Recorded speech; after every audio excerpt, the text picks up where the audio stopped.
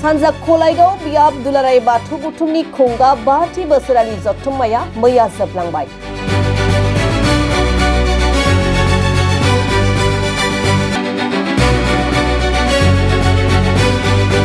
रोजाबनाय मोसानाय बायदि बायदि रंगिना संगिना हाबाफारिनि गेजेरजों जोबनानै थांबाय सानजा खलाइगाव बियाब दुलाराय बाथौ बुथुमनि खुंगा 5थि बोसोरारि जथुम्माया।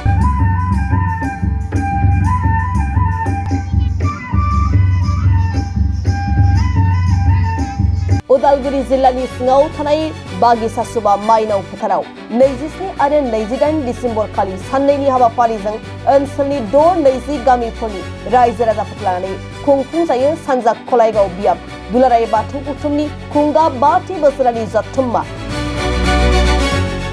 हाबाफारि बायदि बाथौ मैया जोबथा सानखालि फुंबिलि समाव दुलाराय बाथौ बुथुमनि गोथार फिरफिला बिरहोनाय गोथार आरज खालामनायजों लोगोसे सानजौफु समाव मोनसे गेवलां मेल जानानै थाङो।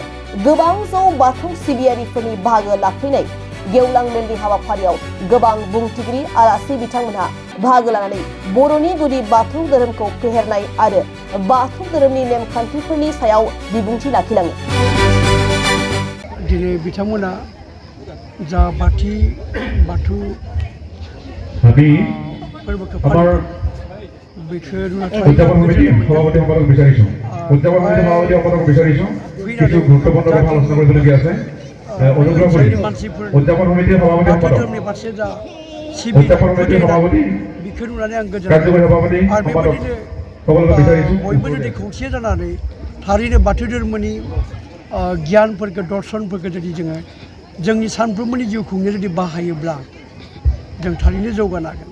खालि आङो बे खोथाखौनो बुंनो थाङो जे धोरोमारि गियानफोरखौ मिथिबाल' जाया, बेखौ जों जोंनि मोगथां जिउआव बाहायनांगोन, सानफ्रोमबो थांना थानायाव बाहायनांगोन, अब्लासो जों बाथौसाफोरा जौगानो हागोन, लोगोसे हारियाबो जौगालांनो हागोन। हेफाजाब होलांबाय बयनिसिमबो गोरबो गोसोनिफ्राय जों साबायखर बावबाय आरो जोंनि बे बागिसुबा गामि आफादनि बांद्राय आफादनि आफादगिरि नेहाथारिजों लोगोसे बिबानगिरि नोंथांमोन आरो बागिसुबा गामिनि आफादगिरि नेहाथारिजों लोगोसे रायजो राजा नोंथांमोन आइ आफा नोंथांमोनखौ एसेबां खस्थ' सहायनानै बे ओरैबायदि फोरबोफोरखौ एसेबां मेहेर गोनां मोजाङै बे जथुम्माखौ मोनसे हारिनि हारिमुवा खुंनायाव नोंथांमोना खस्थ' खालामनानै जाफुंसार खालामबाय, हेफाजाब खालामबाय।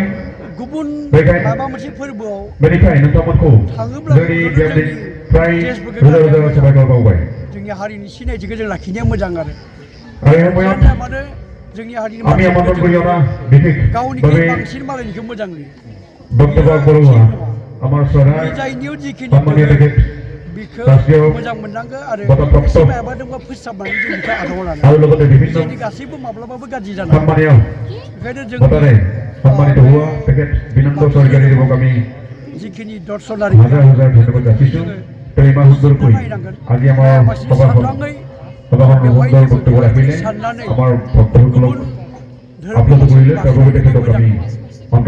गतिके आं आरज जोंनि बर' हारिफोरा गावनि हारिमु धोरोम आसार आखु बेखौ नाजानाया आथिखालाव नुनो मोनो लाइमोनफोरा धोरोमनि बागै धोरोमनि मेल मिथिङाव फैनायखौ बारा नुयो। बेवहाय आसलते सानो दा जेरैबायदि गोदो गोदाय जोंफोर लेखा फरायनाय समाव आखर सोलोंनाय सरित्र पाठफोर स्टाडिजों आरो बे आखर सोलोंनाय स्टाडिया जाबाय धोरोमारि सोलोंथाइ मोनसे बाहागो। जायनि जाहोनाव फरायसालिफोरावबो आखर सोलोंथाइया गैया। नाथाय सासे मानसिया फरायनो मोजांबा मा जागोन बिनि आखला गाज्रि जायोब्ला।